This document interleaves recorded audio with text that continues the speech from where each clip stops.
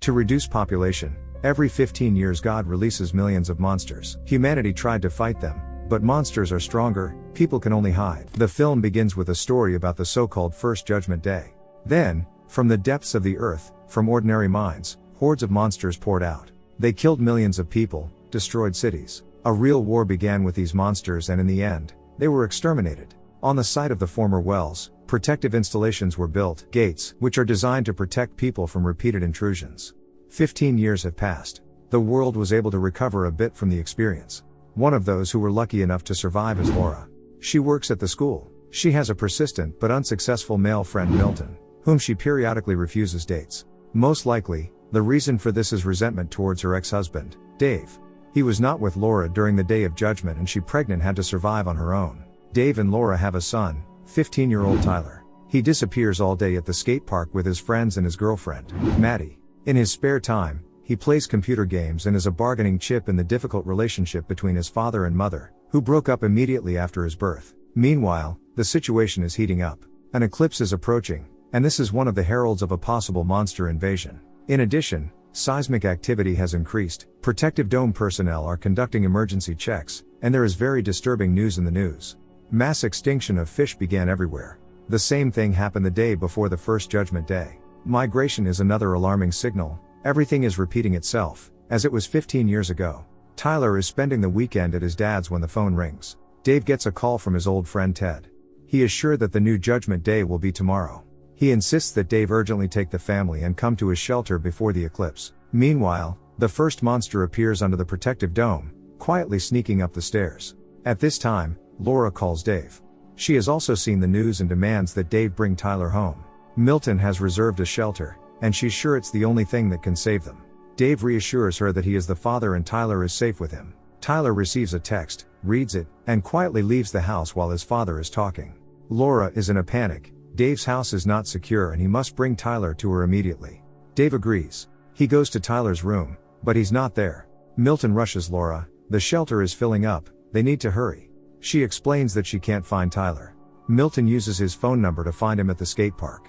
Tyler is really there with Maddie. She is nervous, her parents left, she was left alone. She is very scared and asks Tyler not to leave her. Tyler promises that he will never do what his father did, he will not leave Maddie alone. Suddenly, a bird cry is heard. Huge flocks of birds fly in one direction. People in the park run in panic. Everyone leaves town. Dave goes to the park to look for Tyler. He gets into a giant traffic jam and runs in search of his son, leaving the car behind. At this time, under the dome, the worker checks the instruments. There is a rustle, some strange sounds. A monster appears, it rushes and tears the worker apart. The soldiers standing nearby shoot at it, but to no avail, ordinary bullets do not harm it. Tyler and Maddie look on in horror at the reigning panic. Dave comes running as Tyler explains to his father that Maddie had nowhere to go and he couldn't leave her. Laura drives up with Milton and takes everyone to the shelter where the seats are booked. There is just over an hour left before the eclipse. There is complete chaos in the city, people are trying to escape, traffic jams are everywhere. Finally, they get to the shelter, but it is cordoned off by the military and only women and children are let in. Dave asks Tyler to take care of his mother and sends them to the shelter. He and Milton remain in the crowd. Tyler goes to the shelter but then runs to his father. Laura and Maddie rush after him. Tyler screams, "He is my father, I will not leave him." At this time, information appears on the scoreboard that the shelter is completely filled, there are no more places. Wasting no time, they run to the car. Dave offers to go to Ted's hideout in the desert, and Milton suggests hiding at the school, which is nearby and there is a basement. Another traffic jam, dozens of cars block the road. They get out of the car. An earthquake begins, and the solar disk is covered with a shadow. The eclipse has begun. Under the protective dome, the monsters make their way out. They're crowds, crawling, flying, they capture the city. Dave suggests leaving the city, it's much more dangerous here. He wants to drive himself, but Milton is outraged, this is his car and he knows how to save everyone. They have a fight with Dave, but then Milton is grabbed by a flying monster, soaring with him into the sky. Laura screams heart-rendingly, Dave stuffs her into the car, and they try to get out of this hell.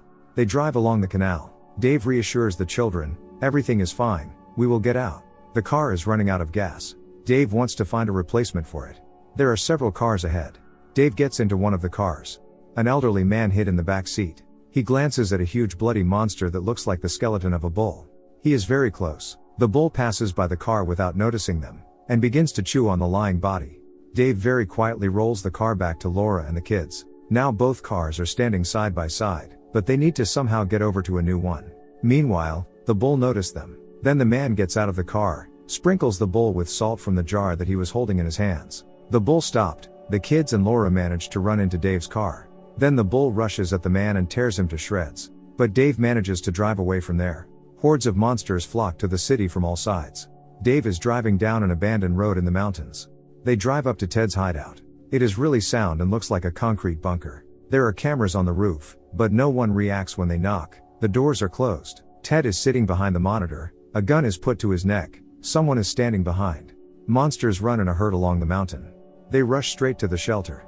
Dave grabs a tire iron in an attempt to protect the family, but at the last moment, the doors of the bunker open and they run into it. Dave happily hugs Ted. Besides him, his wife Stella is in the bunker, and a military man is sitting in the corner. Ted introduces him as his acquaintance, Corporal Garrett Jensen. The monitors show how the monsters are trying to smash the door. Everyone is tense, and Garrett keeps to himself. Maddie asks how the monsters feel them. Can they see through the walls? Garrett smirks. They react to light, heat, but I think they see our soul. They are the offspring of the devil, which means God too. They torment the flesh, but feed on the soul. Are you religious, Corporal? Laura asks. Today, yes, he replies. He says that on the first judgment day he worked at a refinery. When the monsters poured in there, he managed to dive into a pond of salty mud, where they were afraid to approach. He sat in the dirt and listened as the monsters destroyed 150 of his colleagues and friends. Garrett is very engrossed in his story and doesn't notice Ted signaling Dave to touch the knife. Dave understands and quietly takes the knife. That is why it is called Judgment Day, continues Garrett. The devil rules on this day. At this time, something that looks like a centipede crawls from the street into a small hole in the mesh covering the window. Garrett says he'll be on duty first. Ted invites them to stay as well and looks meaningfully at Dave. But then Garrett pulls the gun out of its holster, forcing Dave to put down the knife. Garrett explains that he tried to hide and found this hideout. Kind Stella let him in, although Ted was against it. He survived the first time and will survive now, no matter what the cost. Tyler throws himself at Garrett. He tries to take the gun from him. But Garrett throws him away. Dave comforts the corporal. At this moment, a centipede-like monster rushes out of the wall at Stella. Ted rips it off his wife's neck and pours salt on it. Dave grabs a gun from Garrett and shoots it. They tie up Garrett, try to stop Stella's blood. Then Dave sees help come for the monsters, a huge bull. He understands that they are doomed. They need to get out of the bunker. The bull is trying to kick down the doors. Ted doesn't want to go out. He says his wife won't survive outside. But Stella asks him to go with everyone. There is an underground passage under the bunker. It leads to the mountains. Garrett persuades him to take him with him. He has a car with a full tank and he can take everyone to the gate. There are bunkers and the creatures came out of there. They will not come back. They do not believe him, but he insists. He was just trying to survive and now it is beneficial for him to help them. They decide to go. Get us there and we'll forget about everything, Dave promises Garrett. They arm themselves. Ted has a whole arsenal of weapons. The bull breaks down the doors more and more insistently, but they manage to run out into the tunnel. They go to the car. Stella becomes ill. Dave and Laura begin to argue. She chides him that they could be in the shelter now. Tyler then spots a monster on the side of the road. It's dead. Maddie approaches it. Here, long tentacles of the monster protrude from a hole in the ground and twist around her legs, trying to drag her away. Maddie screams wildly. Tyler and Dave rescue her. Garrett offers his help and Dave cuts the ropes on his hands. They go to the top of the mountain. They see a devastated and burning city. They go down to the car, but it won't start. Monsters appear on top of the mountain and rush straight towards them. Garrett tries to start the engine, while Stella looks at the crowd of monsters, then at the gun in her husband's hands. She draws her gun, gets out of the car. Ted begs her to hand over the gun. But Stella turns away and goes to the monsters. She understands that she is doomed. Ted calls her, crying, but Dave stuffs him into the car. At the last moment, they manage to leave. Crowds of monsters rush after them. On the way, they pick up a radio signal. They report that almost all the shelters could not withstand the onslaught and were ruined. Laura puts her hand on Dave's shoulder as he strokes her. They come to the gate. It's empty, but the doors are open. Garrett says the hideout is in the basement. They're heading there, but the power needs to be restored. Garrett and Dave decide to do it. The others go to look for the first aid post. Ted has a wound in his back. Dave restores electricity. Garrett says that the gate was prepared for a second invasion. Tons of salt were pumped into them, but the well was too deep. They go to the others and then they hear the roar of monsters and see a bloodied corpse. There are 2 hours left until the end of the eclipse. Garrett offers to hide in a chemical warehouse. There the doors are impenetrable. Suddenly, a monster attacks Garrett. Together with Dave they manage to deal with it, but the rest of the monsters run to the noise. Garrett quickly runs through a door and closes it behind him. He gives himself some kind of injection. His veins are swollen and black. Dave returns to his family and asks Tyler to keep his mother safe while he's away. He wants to level the playing field and funnel the salt water through the tank pipes to keep the monsters out. Laura kisses Dave and tells him to be careful. Dave makes his way through the ventilation, sees how the monster devours the prey. Dave needs to turn off the taps next to that chewing monster. He manages to open the faucet. Water is collected in containers. Dave climbs back, but the monster sensed it and rushed after him.